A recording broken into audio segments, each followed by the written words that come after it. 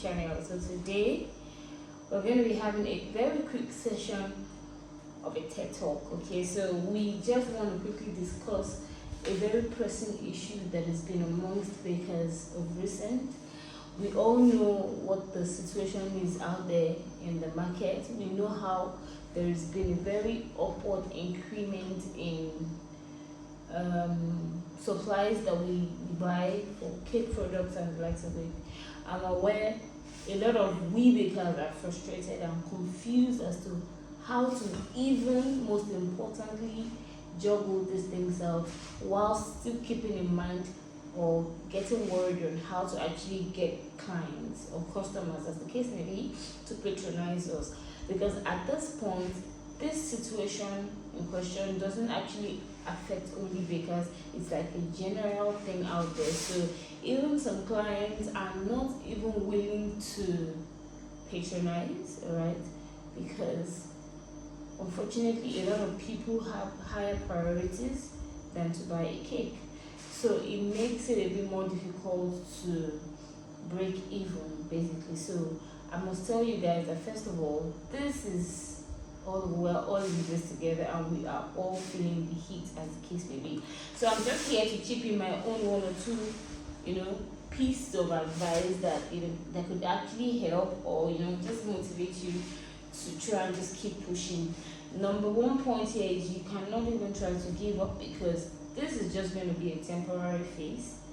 And the only prayer we can only pray is that no matter what the situation says out there, we should be able to still stay aloof and still try and do something tangible, in our craft, especially since that's the line of business that we have picked to monetize. So the first thing I'm going to say right now is, the first thing you need to do for you to know how to get a client to come to you is you need to be able to interpret the mindset of the client. Just like you putting yourself in the situation of your client, you don't want any substandard products, you don't want any mediocre service here. So the first thing you need to understand that as a cake baker, you know how it is very important to take into serious cognizance what is being ingested into the system, being edible, right? So you need to know that in anything you are doing, number one, you need to make sure that your product is very top notch. Now, for any customer to come to you and for you to establish fully that this person is your customer, you need to understand that the person must have patronized you more than once, okay? Because the first time customer is actually not your customer. The person might just be testing waters, might not come back. But the person that has actually come to you, tried your product and come again, or that has referred you to other people, is actually the real customer, because that is the person that is there to stick by you and stick to your brand. So for you to get customers that are actually credible enough to trust you with your product, you need to make sure that no matter what the situation is saying out there, you have two options, alright, into making sure your product is always top notch.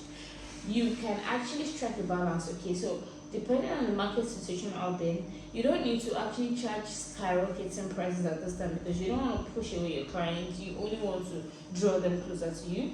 But in saying that, you still don't want to run at a loss, right? So you can actually, if you are able to get a client that wants to patronize you, the first thing you need to do is to make sure that you have a very good customer service, because you know that before they even see the product, they need to trust you enough and to feel good enough to be able to trust you. Yeah, basically good customer service. So whoever is handling your contact line, your communication line, your inquiries line must be very professional about it, okay? No matter how a client is a bit difficult, see, let me tell you something, we are all very upset. The situation out there makes people really cranky. So you need to understand that two wrongs can never make it right. So even if your client is snappy, you shouldn't be snappy, you should be endearing, alright, so that you can break in through them and they will actually be forced to actually be warm towards you, okay? So when you're able to get past that stage, give them your price list and basically just offer a very high professional service. Now, when you're able to get to that stage, when they eventually get into your product, you know how a baker does, your work doesn't stop at just the inquiries. There is the inquiry stage, there is a stage whereby you actually take up the order, there's a stage whereby you prepare the order, there is a stage whereby you deliver the order, all right, and there's the feedback stage.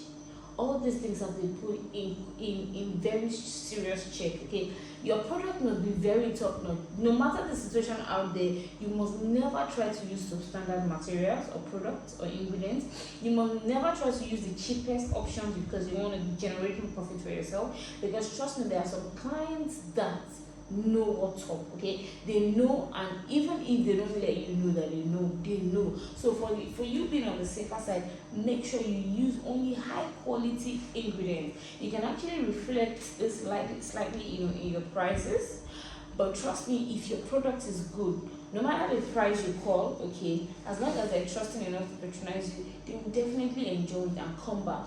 You know how people are, it's taste bud, they will compare and you know the difference, they weigh their options. Some people don't mind to pay higher for better quality. Most people, as the case may be. So make sure that even to the littlest ingredients you're using in your product, make sure it is very fresh, not stale, not expired, not anything that's going to go and cause diarrhea or any serious medical issues just because you're trying to use a cheaper ingredient just because you want to make more profits. Okay, at that point, the customer product is the most important, and how you get to achieve it is on your own part to make sure that you balance this out in whatever you cost, but still not pushing them away, but at least still not running at a loss. So make sure that your product is very high quality. Now that's it. Now, you know what they say about presentation is key. Okay, there are a whole lot of ways. Me, I'm actually a very big fan of presentation. Okay, so it is what I see on the outward that I'm willing to taste. Okay, so if you, for instance, if I go for a party and if I attend a party and the presentation of their food is not very appealing, I might not eat it even if I'm hungry, because a lot of things might be running through my head that who even made this? Are they dirty? Or anything like that. So you need to make your presentation appealing. So for a cake, for instance, now, okay, you need to make sure that you use clean boards. You need to make sure that you use clean cake boxes, even if you don't have the resources to make customized cake boxes, because we are all aware that those are actually more expensive. You can just buy off the shelf from any baking tool store, and make sure that it's the clean ones that are sturdy, that wouldn't smudge the client's cake, that wouldn't get it smeared, or even if they don't know how to handle their cakes properly, it wouldn't actually go so bad, like scatter, because the box is actually too light, or like paper with a feather, right? So make sure that you invest in good packaging. Make sure that the design is very beautiful to the best of your ability. Make sure that whatever product is inside is very good. Now, you can think of ideas. You know that everybody makes red velvet and chocolate, for instance. Now, you think to yourself that, okay, what can I do to make mine different? Is it the kind of feelings I'm going to be putting? You know, there are a whole lot of range of feelings, either store-bought, either homemade, either whatever it is. So you can decide whatever you want to do. Just make sure that you have your cake or your product generally very interesting to the taste bud. People appreciate good stuff, so make sure you invest in that, and then make sure that the decoration on the cake is very friendly. If you're making drips, make it very clean. If you're making it half toppings, you don't need to overly put toppings. Just make it look really clean.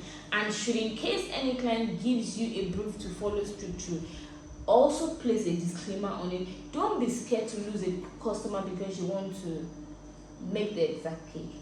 I keep saying this. I've said in time past that even me particularly, it is very difficult for me to replicate a previous design of mine that I made initially, because this is handwork. Okay, it's not computer, so there are bound to be slight changes and differences. So if a client comes to you now with somebody else's job and wants you to replicate it exactly, the best thing you do on your professional part is to let them have a disclaimer saying that you will do the best you can to make it as similar as possible, but they must understand, however, that it is not possible for two designs to be the same thing. All right, so let them know that, so that they are not, they don't get a delivery of something like an unexpected surprise that can actually just turn them off or put them off totally. So some clients would actually not even cut the cake or eat it because they will be so furious with you. So at the end of the day, maybe you put in so much effort. Tell them that these things are subject to creativity, and you would like to put in one or two touches of yours to make it look like yours. because that's what makes it more convenient, or rather that's what makes it your craft. All right. Okay, so after doing that, make sure that make sure that the person that is delivering your cake, please don't just go and put a cake in a bag. I say that oftentimes. Even in my bakery, I do not permit anybody to take out any cake out of my bakery with a bag or a dispatch. No offense intended, but the fact is that 98% of the time you're going to get a bad feedback or a bad report of a cake accident or a cake, dislodged on the way. So at the end of the day, for those that even opt for pickup options, because you can actually make that possible, explain to them in a very polite and a civil manner that, look, it is actually cheaper to use a dispatch, okay, but I would not advise you to do that, because if you do that, at the end of the day, you might not even get your product in the perfect shape you need to get it. Now, you can actually offer a discounted rate, especially if it is a first-time customer, just to endear the person to you, telling them straightly that, look, this is the price for a vehicle delivery, because that's the best thing that will transport your cake to you, because it's very delicate.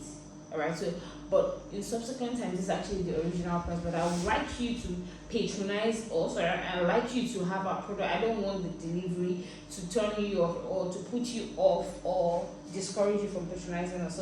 But if you do like our product, just know that next time this is actually the price of something, and trust me, some clients are actually very understanding like that, and they are willing to actually take that risk with you. So in doing that, make sure that from time to time, whilst the cake is in transit, give them updates, especially if the cake is going through as like on a long journey, or at least a lengthy distance, 2 hours thereabout. Always give them updates. Don't let them be the one asking you, where's my order? Why are you late? You know how first impression is very important. Don't let them have a negative first impression about you. Don't get your clients agitated.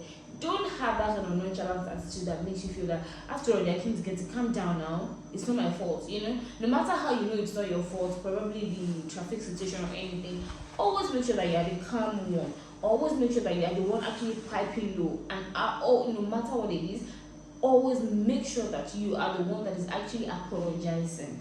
Tell them that you're sorry about the situation, but it's actually beyond you. But to the best of you believe that they're going to get their product very soon, because nobody actually wants a product delivered to them after the time stipulated to be in use of it. So that's just basically what it is. So in recap, make sure your product is very good, like inward, and that can only be determined when they have actually seen the outward and they're impressed. You don't want them to get a cake and it's all looking messed up, sweaty, melting, smudgy, looking so littered, or not neat. A lot of people don't even go ahead to eat it. You feel like this person is not even serious, or some people might even think this person is dirty. Let me tell you something. Clients are very, very, very particular about what they put in their system. Just like you too, I'm sure you are very particular about what you put in your system. So you are also a client to another person, because you can actually not produce everything you do. Your food, you go to a fast food, you become a client to another person, a customer. So you want them to actually serve you properly and do all of those things. So basically what I've just said in recap again is this: make sure that you have a good customer relationship that will actually endear them to you and convince them to come to you regardless of the situation. Now they've come to you. Make sure that the product that you're going to give out to them is actually beautifully decorated to the best of your ability. All right. Make sure that when they eat it, the product is actually worth it. Taste wise, quality wise, nothing stale, nothing tasting funny, that kind of thing, that kind of stuff. Make sure that you give them a follow-up feedback, like a follow-up check. That's what I call it. Like when they get their order, ask them, I hope you got your order intact. Thank you for your patronage. I do not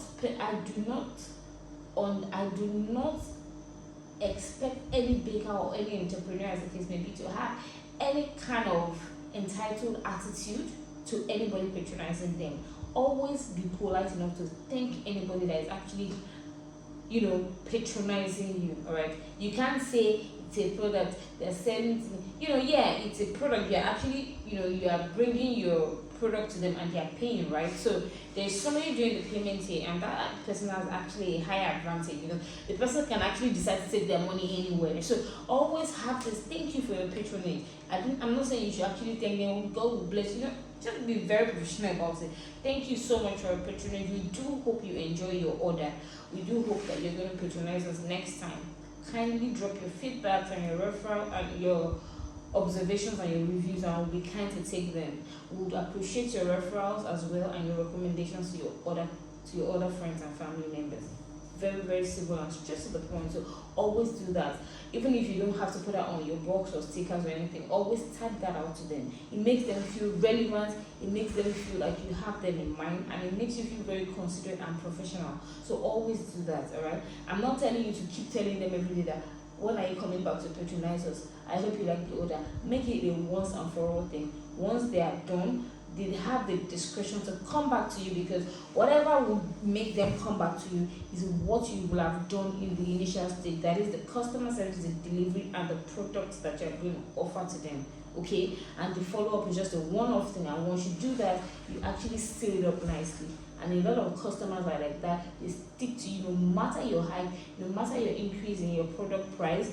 They stick to you, that you know what you're doing and you're serious about it. So I think that's going to be all about it, because the only thing I need you to understand is this: one customer can actually bring to you 20 more customers, because, and you know this thing that they say about bad feedbacks actually spread faster than good feedbacks. Trust me, good feedbacks actually spread too, because all of these people have caucus, have cliques, have their family members and all of those things. They have neighbors, alright? So it happens like they might not even know they're actually referring you. Oh, who made your cake? Oh, this person did it. Not like, and this thing called referral is not about, oh, you must patronize her. It's just a thing of mention. Who made your cake? This person did. She's on Instagram. Alright, and that's because they've trusted you and they believe that you'll be able to repeat that amazing service to the other people. Alright, and that's why a lot of people don't even tell you they've referred, because nobody actually does it seriously. Go to this person. They just say it because they feel, oh, that's the best I could do for this person. Alright, and if a client actually likes your product and doesn't even give you a feedback, please don't feel entitled to say, I'm sorry, I've been expecting a feedback. Did you like the cake or anything? A lot of clients would not give you a feedback because they feel, come on, do you understand? Come on, it's normal. You have to what do you call it? You have to give me good services. It is when they don't even have, it is when they're not satisfied that they come back and say, oh, look, I wasn't impressed, I'm not happy, and all of those. So make your product so amazing that even a regular client that would not see the need to give a feedback for a good product will be forced, will be too impressed and will just reach out and say, see, even if I'm not the kind of person to give feedback, but I was overly impressed. I loved my cake, I loved the feelings, I loved everything, and I'll definitely be back. There is nothing as rewarding, alright, as having or hearing stuff like that, especially in a time as this when everything is so discouraging and everything. So guys, that's going to be all for it. I know you can actually expand on this. This is just my own idea. I just thought to drop this to just give somebody out there motivation, to let you know that we all are going through this phase. And I must tell you that yes, this adulthood thing is not funny, and we keep moving, we keep pushing, we keep going. Really, we keep going, because stopping is not an option. All right, quitting is not an option. Getting discouraged is not an option. It's normal for us to feel down because we're all human, all right? But the most times you feel down, just pick yourself back up and just try the best you can. To just keep going and just keep improving, all right? Don't stay on one spot. I must tell you, do not stay on one spot. When you feel down, think of something else to make you, like a hot cake that people will look out for and want to patronize, all right? So brand yourself, package yourself properly. And when you package yourself properly, let me tell you, packaging is very key. Package yourself properly, inward and outward. Package nicely and make sure you have good product, and trust me, you wouldn't have nothing to worry about. So even if a client that comes to you once doesn't come back again, there are other friends that they refer would actually do the patronage. So at the end of the day, it's a win-win for you. So that'll be all for today, guys. So As always, I remain your favorite baker girl, Phoenix Dessertsville. Till next time, guys. Bye.